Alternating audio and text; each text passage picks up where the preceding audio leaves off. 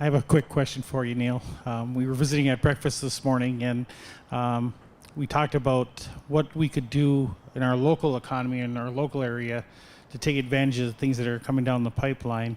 And you were very insightful talking about that. Can you give us a brief overview of what the city of Sault Ste. Marie can do better, Chippewa County, EUP, what you see on the horizon, and how we can take advantage of things that are coming down the road, whether it be with interest rates or whatever, but what can we do going forward?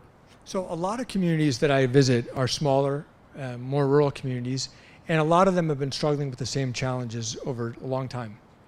Generally dwindling population, their young people go off to college, they hope that they'll someday return, and they need to make their local environment as attractive as possible so young families can move back and say, hey, we want to raise our kids here. So there's some big opportunities. One is, of course, I know broadband continues to be a challenge, but there's major investments hopefully coming to make broadband more available here.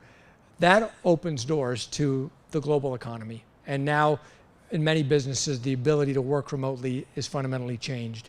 So that's an opportunity. There's some things that you can't address on your own, like inflation. You can't address that. We have to do our jobs to bring inflation back down. Immigration, you can't address that on your own. The federal government needs to come up with immigration policy for the US economy. But you can do your part in making this an attractive place to live. You can do your part. You know, I kind of gave my little speech about regulations and home prices and how it's all self-imposed. Hey, that's up to you.